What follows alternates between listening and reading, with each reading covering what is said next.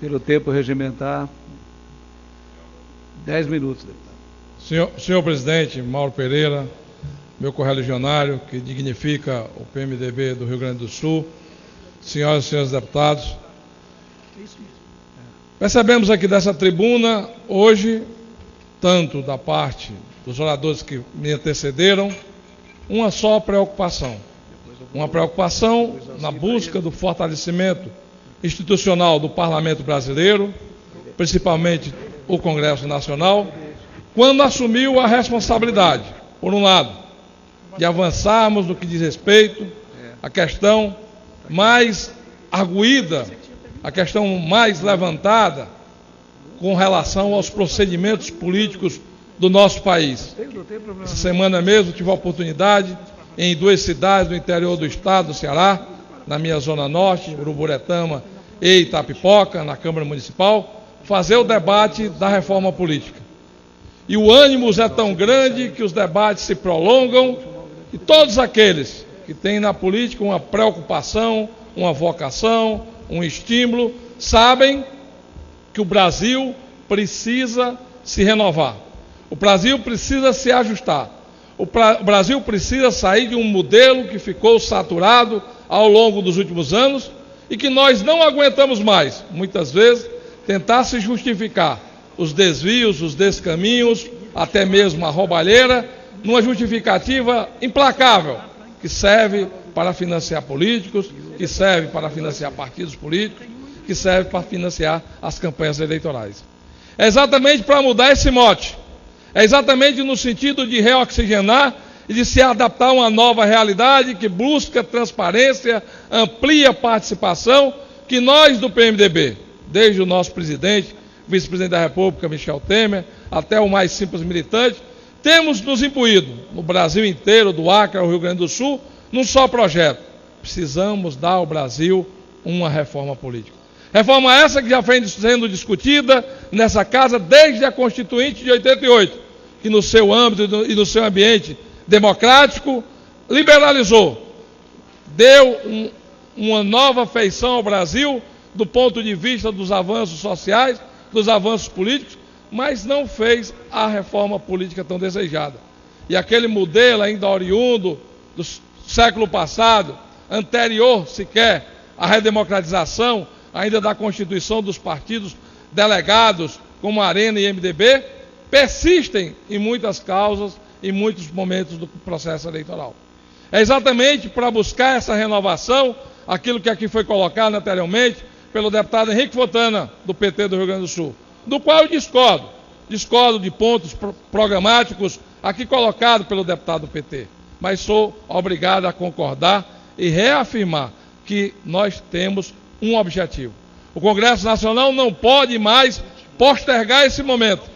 Nós não podemos mais deixar com que a sociedade brasileira traga de novo o mote de que nós não temos competência para fazer a reforma política. Nós temos competência sim para fazer a reforma política. A comissão especial debateu ao longo dos últimos meses, o relator, o deputado Marcelo Castro, conseguiu fechar um relatório apresentado nessa comissão especial e nós esperamos que essa convocação de hoje possa fluir no sentido de avançarmos no debate, na discussão e, se for o caso, até mesmo de trazer esse relatório a plenário e aqui no plenário da Câmara dos Deputados possamos, durante toda essa semana, conforme compromisso assumido pelo presidente da Casa, deputado Eduardo, podemos de momento algum nos acovardarmos e novamente dizermos e exalarmos para o Brasil que não tem jeito, que nós não podemos dar ao Brasil uma nova conformatação jurídica, normativa, capaz de fazer com que nós tenhamos um maior controle sobre os recursos do financiamento da campanha e também um maior controle sobre a ampliação e a participação, a transparência necessária, inclusive para a formação de novos líderes, de novos representantes do povo, no princípio básico da democracia, que é a construção da alternância de poder. A alternância de poder é essa muito necessária, porque se por um lado precisamos fazer as reformas do lado da política, precisamos também entender que o momento econômico do Brasil é um momento de muita dificuldade. E aí, de novo, venho aqui com os exemplos das nossas peregrinações das nossas caminhadas no interior do meu querido estado do Ceará. Nesse fim de semana, novamente, visitando os municípios da Zona Norte, percebemos a tamanha preocupação, porque, de novo, no próximo semestre, o advento da velha cantilena secular do homem do Nordeste, exatamente na busca de uma convivência melhor com a seca, reafirmará e renascerá com muito mais força do que foi nos anos anteriores. Infelizmente, a reposição hídrica no nosso estado, a reposição das barragens e dos açudes que abastecem os municípios do nosso estado, está aqui ao meu lado o deputado Odorico Monteiro, que também é do Ceará, e sabe muito bem que foi muito aquém exatamente da necessidade que nós temos para o consumo. Consumo humano, consumo nos centros urbanos. Hoje, o Brasil é um país urbano, 85% da nossa população mora nas cidades. E hoje o estado do Ceará já tem em estado de calamidade 93 municípios e chegaremos, entre agosto e setembro, a algo de 150 municípios, com mais de 20 deles, com certeza, em colapso de abastecimento d'água. Todas aquelas medidas, todas aquelas promessas que foram feitas no Parque da Estiagem, no final do ano de 2012, que diziam que o estado do Ceará ia receber 51 máquinas perfuratrizes, que diziam que iam ser feitas 5 barragens que estavam com projetos aprovados, inclusive o açude fogareiro. Todos os projetos de interligação de bacias, as adutoras que seriam permanentes, infelizmente, nenhuma das obras estruturantes com relação ao problema da falta d'água no meu estado foi resolvido, foi solucionado. A transposição a passos de tartaruga muito lentos, não chega aquele projeto que foi cobiçado, iniciado em 2005, até agora ainda não deu ar da sua graça e um pingo d'água molhou o solo cearense. Esperamos agora na nova promessa para o final de 2016. E como vamos atravessar o final de 2015 e o ano de 2016? É uma insegurança muito grande, porque os investimentos se dão de forma muito precária. As adutoras que eram para ser permanentes foram feitas temporárias, e quase todas elas sem projeto de engenharia, o que tem demonstrado, na prática, a péssima qualidade do serviço. Estive lá em Irauçuba, e lá na água que ia do Mici para a sede do município, 41 quilômetros, com menos de 3 quilômetros, a adutora estourou antes de chegar na comunidade que dá nome ao açude, o açude do Mici. Isso é lamentável. As adutoras que foram feitas no Canindé, nenhuma tem regularidade no fornecimento do abastecimento da água do Canindé. E por último, agora o alarme, a preocupação da seca, chega na região metropolitana. Na nossa Caucaia, no município vizinho, limítrofe, com Fortaleza, o sertão da Caucaia também já está sofrendo com a ausência exatamente do tão precioso e tão necessário abastecimento d'água. Apresentamos ontem um projeto ao governador Camilo Santana, numa reunião que fez com a bancada do Ceará, no sentido de resolver os problemas que dizem respeito à própria sobrevivência do homem do campo.